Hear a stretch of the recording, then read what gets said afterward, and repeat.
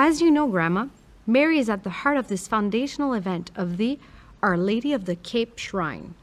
And now, I'll try to tell you the legend of the Rosary Bridge, just like Grandpa used to do. Can you just not take 75 minutes to tell it like Grandpa used to? Remember, it's only a cassette. I'll try. Once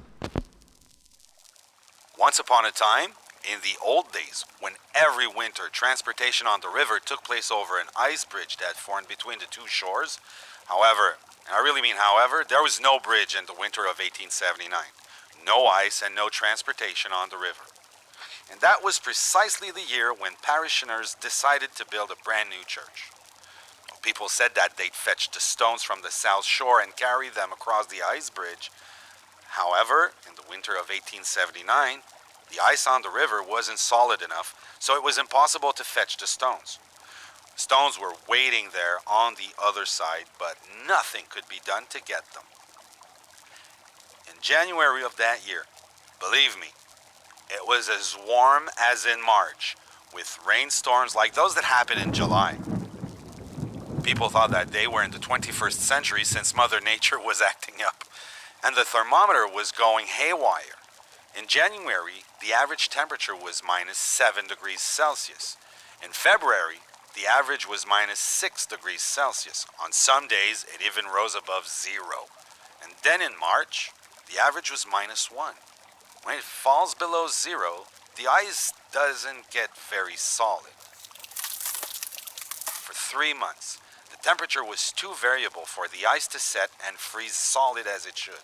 All along the river, people complained that the ice was too thin and too fragile, a wind gust, and then poof! No more bridge. Let me tell you, the ice would break into 1,000 pieces when birds landed on it. Old-timers, wise folks, and notables said they'd never seen anything like it, not in countless years. So, by mid-March, people realized that construction would be delayed because it was impossible to fetch stones from the opposite shore. The priest, Good Father Desilets, gathered everyone and asked them to pray for the Blessed Virgin as a kind of last resort, asking Mary for grace. The unexpected happened. The temperature dropped and the ice formed. At night, under a starry sky on March 14th, 1879, an ice jam formed. Huge, big, gigantic. No one took a chance, so parishioners got to work to consolidate the bridge and, above all, mark out a safe path. So, on March 18th, workers started crossing with loads of stones, and from day to day, tons of stones were carted over, ready to be piled on top of one another and used to build a church. A total of 175 carts made the round trip without any incident or accident, nor even a setback. And, adding to the wonder almost miraculously, while the wind and the cold were hitting the Cape, the temperature in Quebec City, less than 130 kilometers away, was 7 degrees. Cartloads of stones crossed the river till March 26th, late at night. And Father Desilets made a speech in front of the stone pile even before a cross was put on it. You can't make a career in a stone quarry, but you should know that we have a score to settle with the country because we delayed the arrival of spring by at least 15 days. It really was a foundational event. Without it, the site would have been quite different. But it wasn't the only one. Indeed, Grandpa also told the story about the wonder of the eyes. Huh? He never told me that one. Tie your ears with a rosary. I'm going to tell you the story like Grandma did.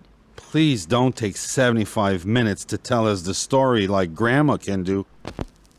Once upon a time, on June 22nd, 1888, the weather was fine. A warm wind was blowing, and the chapel of the Holy Rosary was being inaugurated, the current small shrine.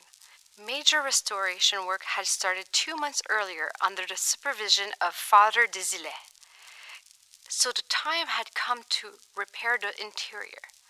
With care and caution, obviously the statue of the Holy Rosary was removed from the side chapel and replaced with a statue of Saint Joseph. That of the Holy Rosary was placed on the high altar, which became the credence of the confraternity of the Most Holy Rosary. Obviously, everything was done according to the rules. Rome had given its okie dokie, its approval, because they'd been told beforehand that it was for the greater convenience of the faithful and to increase their devotion to the Holy Rosary. It's worth noting that many people were already coming to see the site, curious people who wanted to see how the work was progressing. Other curious people were drawn to the ice bridge story. Unable to see the bridge over the ice, they settled for the chapel. After the opening of the new church in 1880, the third one there, the one built with stones from the South Shore that had been carried across the ice bridge, the priests decided to preserve the old one, which is now called the Small Shrine, and dedicated it to the worship of the Holy Rosary. The site was becoming more and more popular. Parishioners flocked to it. People from all over began to visit the chapel. The very first pilgrimage took place on June 22nd, 1888, the day that multiple ceremonies took place, which had been organized under the direction of Father Desilets, as well as good Father Frédéric, who just arrived in the region. You see that God didn't play dice. There was no coincidence. The activities were joyful. The festive laughter broke out. At about 7 p.m., a disabled person arrived. His name was Pierre Lacroix, and he lived near the shrine. I arrived at the shrine at about 7 p.m. I was accompanied by Vicar General Luc Desilets and the Honorable Reverend Good Father Frédéric. I was walking between the two of them, and they were helping me. We moved arm in arm up to the baluster in front of the main altar, the altar where the statue of Mary had just been placed. Because of my condition, I was comfortably seated. I couldn't get down on my knees due to my deformities. Good Father Frédéric was to my left, and Father Desilets was to my right. Both were on their knees praying. And then, at one point, between two blinks of my eyelids, I glanced at the statue of the Blessed Virgin. It was right in front of me, and between two prayers. I saw it very clearly, like you can see a white moon against a dark sky. And then I saw it. The statue's eyes were open. And they weren't half open. They were very naturally as though she were looking above the three of us. I would have said she was looking towards Trois-Rivières. I looked at it without saying a word until Vicar General Desilets stood up and walked over to Father Frédéric. And I heard him say, "Do you see that, Father Frédéric?" "Oh yes, Father Desilets, the statue has opened its eyes." "Yes, but is it true?"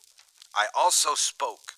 I told them that I started seeing it open its eyes since my fourth Hail Mary.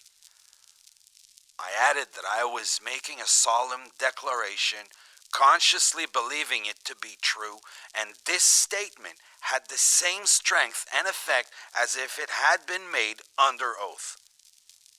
Father Frédéric concluded by saying, "The eyes of the Virgin's statue, which had been closed, were now wide open." The Virgin Mary's gaze was fixed. She was looking towards the front at eye level. It couldn't have been an illusion because her face was fully lit. The sun was shining through a window, perfectly lighting up the entire small shrine. I noticed that her eyes were black, well-shaped, in perfect harmony with her whole face. The Virgin Mary's expression was that of a living person, a look of severity mixed with sadness. This marvelous wonder lasted between 5 and 10 minutes. And while Father Frédéric was speaking, Father Desilets said to himself, that gaze towards Trois-Rivières, what could it possibly mean? What could it possibly mean? What could it possibly mean? I went back home with the intention of praying to Mary every night at 7:05 p.m. And it's good to add that following this wonder, many pilgrims came to pray at the foot of the Blessed Mary's statue, and that masses were organized to honor this foundational event, and that the delegates of Pope Pius X crowned the statue of Our Lady of the Cape in 1904. Yeah. I remember Grandma telling me that just before I went to sleep.